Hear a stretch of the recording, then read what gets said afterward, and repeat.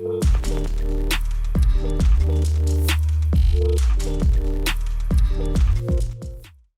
background is I came from three enterprise-sized organizations. I've always been an executive building businesses and integrating businesses. And my most, I always joke that as a Canadian and a disruptor, I'm like the nicest disruptor you're going to meet, but disrupt I will. And so probably the biggest turn that I made was building a over $20 million business inside of a large media company. And I took a cost center and made it, multi-million dollar cost center and made it into a multi-million dollar revenue generating group. So my focus has always been building great teams that deliver on a mission of great value and great revenue to keep driving the sustainability of great teamwork and great achievement together.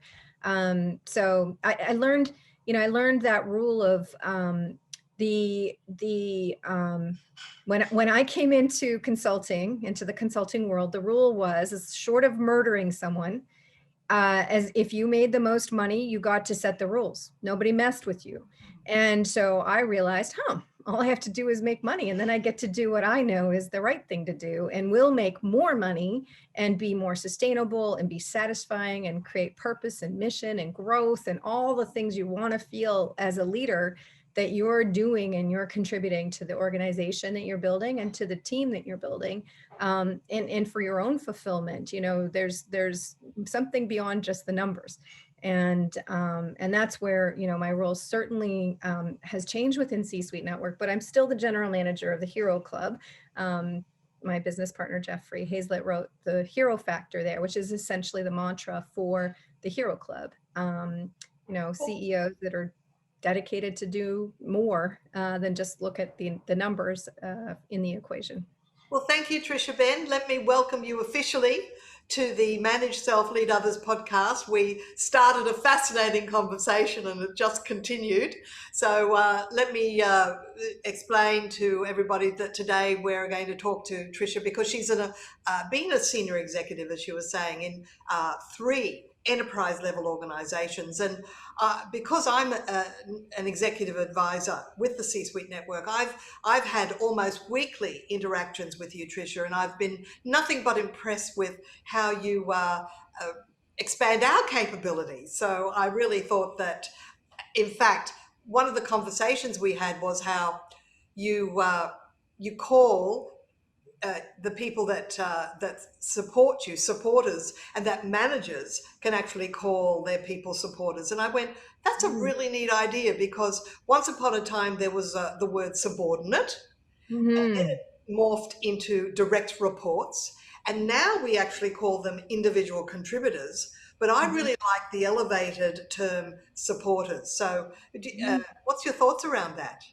Oh, I love it. I'm a massive believer. So it's not just that that traditional role of subordinate is a supporter, but in fact, the more you're the leader, the more you have final sign off, the more you're the supporter of those that report to you.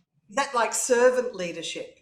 Absolutely. So the leading every single person, and this is what I say to the entire company that we're building. Everyone on this team is expected to be a leader and a supporter. So you own the things that you own, that you're responsible for delivering against the mission for the entire team and your personal responsibility. You own that and you lead in that space. And you're also supporting everyone else on your team and succeeding in what their responsibility is to deliver on the team and team success and the mission that you've all committed to. So this way you can have leapfrogged growth as well. So if you look at fast trajectory growth, if you don't have the people that support you understanding what you do quickly, then you lose a lot of time, and time is the killer. Time is absolutely the killer. No matter how much money you have, you can never buy back time. So the more that leader allows the supporter to take the lead, and then the leader then supports them, the faster they understand what the hot seat feels like and all the things that need to happen for that leader to be successful, which means the leader can now leapfrog further forward than that. So you get exponential growth in the speed of your growth through that idea. And it also obviously plays to the whole notion of an empathetic leader who's putting themselves in the position of supporter and vice versa to keep going forward. Tricia, you talk about the manager co-elevating people, and that's a very elegant term. And how do you describe co-elevation? I love the term co-elevation. So I always thought collaboration, lifting people, and you've seen me 100 times do this, Nina, where it's like we lift all of us up. Everybody has different expertise, and that rising tide, raises all boats. And I have to credit Keith Ferrazzi. He came and spoke with us. He's absolutely phenomenal, and he came up with that term co-elevation. And he was the youngest CMO in a Fortune 100 company. It was Deloitte. He wrote a book recently on leadership without authority. And this idea of co-elevation is, how do you raise people up to bring out their brilliance? And the fact of the matter is, and all of us who have the sort of the experience, the tread marks on our backs of learning the hard way, when you let people be empowered and really own what they bring, what their expertise is, that the diverse strength that they have to bring to the team, and let them go with that, with the expectation and clear outline in terms of what our mission is, what our success looks like. It is absolutely phenomenal, and that co-elevation absolutely plays a critically important role in that. Yes, having led people as well, I guess the pitfall is finding the right balance, because you still have to lead from the front. You can't abdicate a leadership role. You can't say, well, everybody's leading themselves, because that just doesn't happen in the real world. Because uh, in a perfect world, people have uh, fixed their unresourceful behaviours, and in the real world, we find that we have to deal with people's behaviours that aren't necessarily to the good of all. So I don't know. Can you talk to that fine balance, that little tug of war that may happen sometimes? I had a mentor once who said it's not a democracy. So at the end of the day, somebody ultimately has to take responsibility. And the way that I look at it is, how do you, as the leader, make sure there's alignment on the mission and where that person's value is in terms of what is their responsibility, what's their stretch goal in terms of what they're delivering on, and how do they deliver to the team's success? So those are always the three things that I incorporate into a performance review. And then I look at, okay, so how much leeway can you give without it costing whoever you serve? Right. So you have to set a boundary in terms of, this is leeway we can play with. Beyond that, we can't play with it. So it might be, if you have processes set up where there's a schedule that's followed and allows for 3 to 5 days of wiggle room. Maybe that's 3 to 5 hours, but that time allows that person to own something and do something different with it, put their mark on it, and take it one step further. And then what you get from that then is, next, when it goes to the next person who has that, the last 5% to add, and ideally that is the leader, right? You only want to be adding the last few percent once you get something in a normal process. Then you're ready to wrap that and get that out so that it only becomes a benefit to the customer or client or partner that you're working with. You mentioned performance reviews, and of course, the whole concept of performance reviews appears to be in a bit of flux. Once upon a time, it was every quarter, and managers would save up their negative feedback and dump it on people all at once. So it was like this incredible interrogation, and people would come out feeling like the skin had been stripped off them. So Mhm. what really is the ideal way to give feedback? Is it more frequency? Is it the sandwich method? Praising people as well as giving them the things that you want them to improve. What's your thoughts on that? I think that there is some notion that there's a silver bullet, and now we've got it. And the fact of the matter is, I don't think we'll ever perfect it. There's some hybrid. But then the complication is it has to be authentic for the type of leader you are. And one of the things that I'm a huge believer in is there's no one great type of leader. The book Quiet is a fantastic book about introverts and great leadership. And the fact of the matter is, anyone, I truly believe anyone can be a great leader if they're really focused, if they're really mentored, if they're able to be brought into a system to understand how they can pull out their great leadership. I think that's just absolutely something inherent in our being. I truly believe that. And so how we evaluate, I think, is very much about, are we setting up that mission and then the alignment for that person to understand how they're contributing. And I always think of Sheryl Sandberg's, the quote that she shared in her book, when you're asked to jump on the rocket ship, you don't ask which seat, right? So you get on that rocket ship and you take it up. And so, really, I think it's about how we say, okay, this is the mission, this is the rocket ship that we're on. Now we are going to figure out which seat is for you, what makes the most sense. And when you're on a fast growth trajectory, for me, that's the most exciting, because you actually are creating enough opportunity for that person to keep leapfrogging themselves and their own growth and so on. So that alignment is really important. So I find I like to oscillate. I like the once a year, here's the review, here's the mission, this is where you fit, what do you think? And let them write it. That's another thing. As managers, as leaders, we think, oh, we've got all this work. No, we don't. They are collaborators. They are collaborators in their growth and the strategy of how you're going to succeed. Let them draft it. That's a great excuse for a conversation and alignment. And then how do you keep coming back to that? How is it being delivered on? How are you creating those opportunities for the ongoing conversation that helps move forward and shows that you're respecting what they're bringing to the table? And I think when you do that, whether it's, once a year and, you have your, once a week or once every other week, quick check-ins, or, a little bit more time you're dedicating for strategy sessions along the way, you're going to get into a cadence that works for you with your primary leadership. And then play with it. When COVID happened, we went from having a team meeting once in a while to twice a week. And we still have a team meeting twice a week. And that's a very conscious decision. It's a lot of resourcing, a whole hour twice a week for the whole entire company.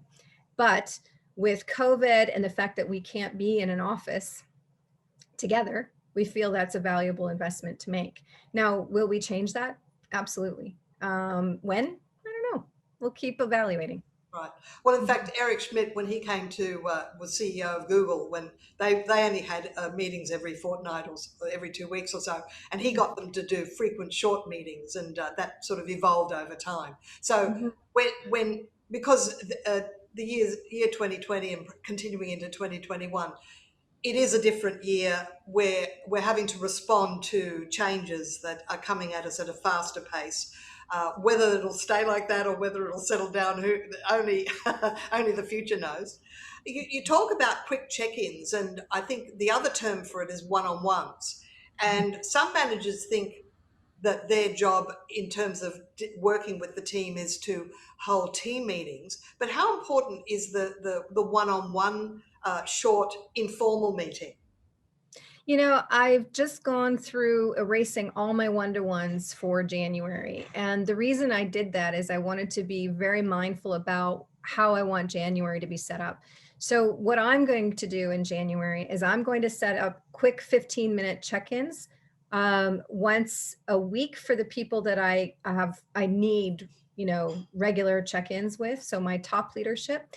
And then once every other week for others. And then I think beyond that, it's really important to spend quality time with people who need that quality check-in when they need it.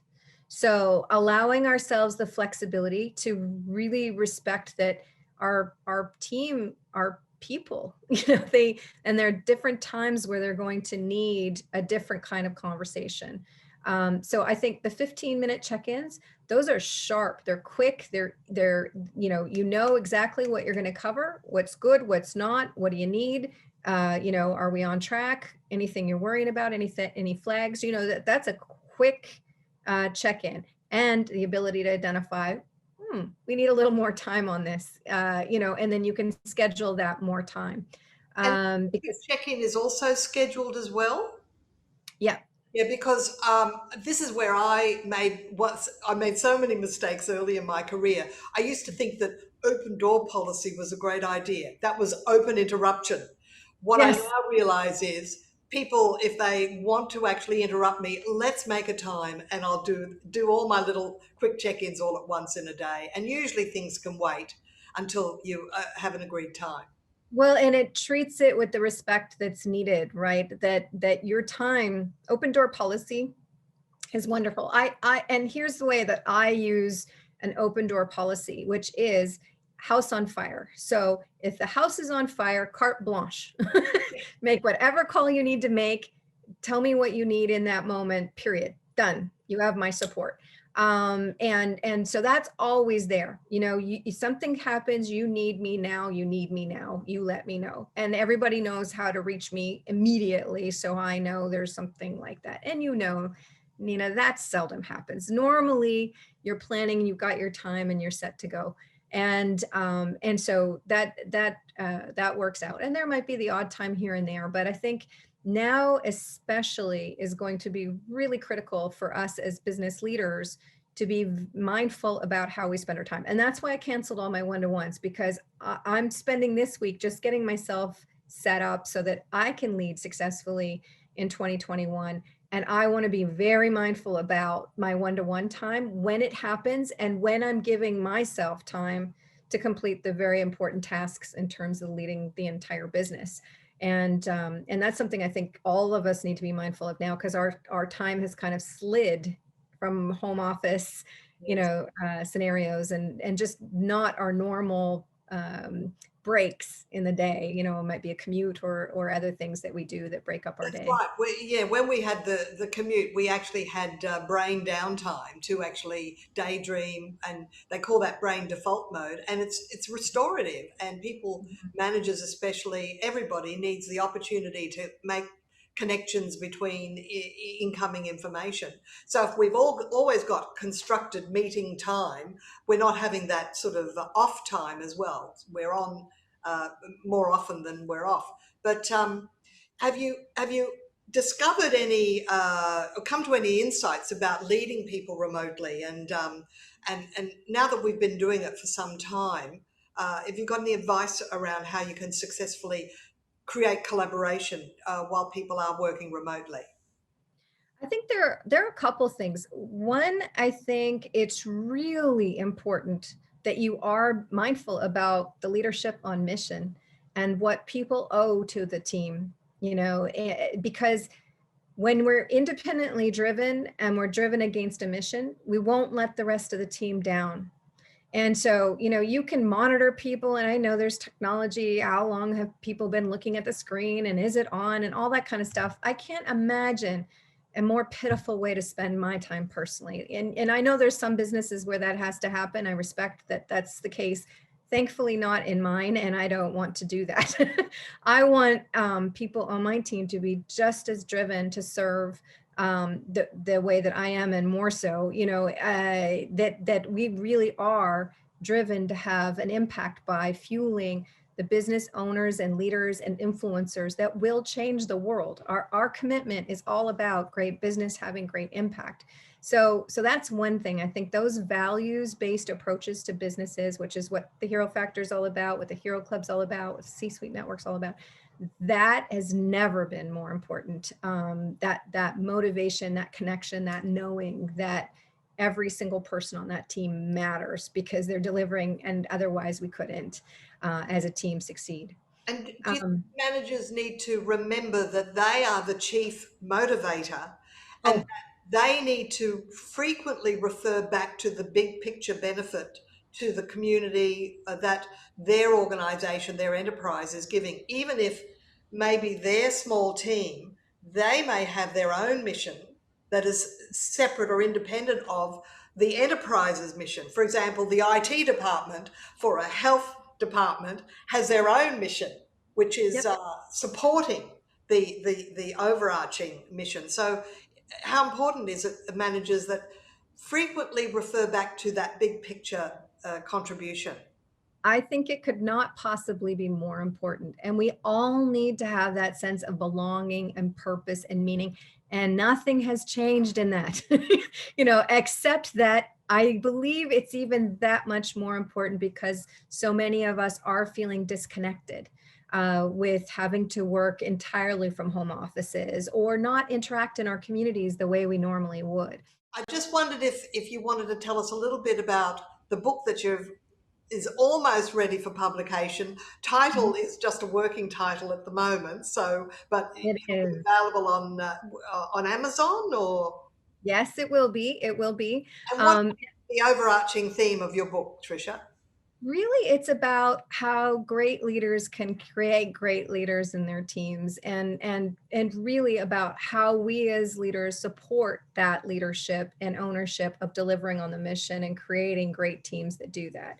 And so, of course, it touches on our diversity, how diversity truly in action is a benefit, not this incredibly challenging thing because everybody's different, but a tremendous strength that you're bringing to bear. Because again, if you think about it as business leaders, really what we're trying to do is save time, right? We're just trying to get to things faster, get through the things that don't work faster, get through to the things that do work faster. Learn And to so, fail fast, well, therefore yeah, fast. and the thing is, to me, it's not about failing fast. It's about getting through, just that one more step. I mean, how many times, this is a perfect example. You have a young, really bright person and they say, "What should I do?" And you say, "Just keep going," right? like go, right? I remember getting that advice when I was younger and thinking, that doesn't satisfy me whatsoever.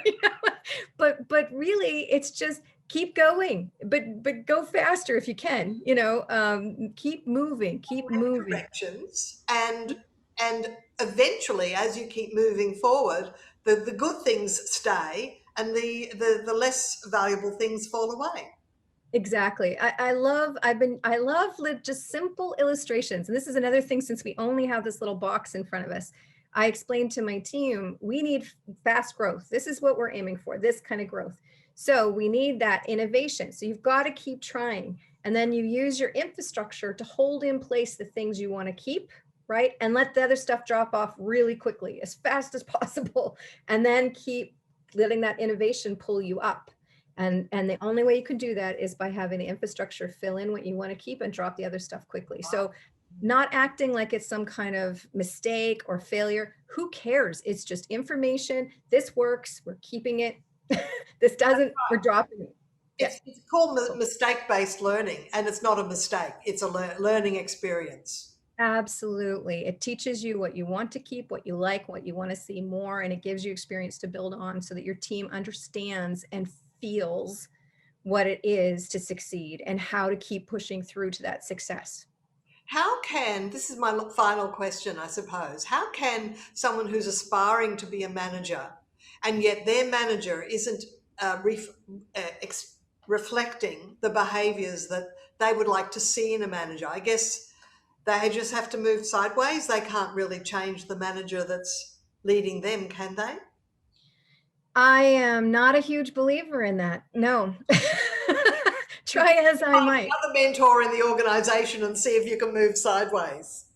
I think the really important thing to do is to understand that the person who is in a managerial role ahead of you is a human being, and they're trying to figure out what works for them and what doesn't work for them as well. So everybody's on that trajectory. I think the most important thing you can do is really learn yourself, and certainly the values that you want to live by and other leaders that you really respect. Does that thinking ring through and ring true for you? And if it does, then it's going to feel right and it will deliver for you. And that's the thing that I think is most wrong about a lot of the leadership and the different typology models that are out there. It's like, yeah, but this is the best one. It's like, No, you need to be authentic to who you are, and if you are, you will be far more successful faster in terms of how you deliver. You show up in a space that's credible, it's authentic. People believe, they want to be a supporter for you, they want to be a great leader for you, and I think it's really lazy. If you have the intelligence to understand what great leadership is, it's lazy to point out the faults in somebody else. Right. Yes, indeed. Yeah, and it's disrespectful too. It's like It is. uh, there are ways to get a message across without being so confronting. Yeah. And deliver. I mean, if you have an idea and you have conviction against it, deliver on it. Mm. There's nothing like it, Yes, you know. because the last thing you want, if you're a manager, the thing you want is politics, which is people white-handing you, criticizing you behind your back. If you're going to critique something or make a suggestion, that's Mhm. one thing, but not this undercurrent murmuring that can happen in organizations. And stand behind it, be the solution. You know, if there's something you see isn't working, deliver on it. You know, in my family, the rule was if you want to criticize the meal, then you better be prepared to cook the next night. That's And that makes you think twice about how you criticize somebody else. And there's no lack of need for great leadership, you know, big and small. It's absolutely critically important. And it's very lazy, especially if you have the intelligence, the conviction, the understanding that there are great ways to lead that will lead people down a great path. Then keep pushing on that in yourself, because that you could control. You can't control somebody else's management style. You can learn to communicate differently, though. And that's something I think I'll write about at some point. My business partner is Jeffrey Hazlett, and he and I absolutely have very different styles in many ways. But we've learned a way to communicate that makes us very effective in leading. And so I think there's a lot of opportunity for growth and learning and understanding, and then building on the strengths of the diversity of the leadership. Well, I'm a great believer in always be reading, and so we'll put the book title in the show notes when it becomes available. So whatever time of the year people are listening to this episode, they'll have access to your latest book, which is poised to be published. Thank you so much for having this conversation with me today, Tricia. It's always insightful and illuminating, and you've just got such a rich experience behind you, and working with you on a weekly basis has been such a joy for the last year. So thank you so much for your contribution to my personal uplifting experience. Thank you so much, Nina, and absolutely the same to you. It's inspiring every single time I get to spend time with you, and how you give in the community and lead. You know, it takes all of us doing that to have such tremendous impact. So thank you so much. Right. Well, C-Suite Network is a great collaboration. Thank you for joining us today, and all the best.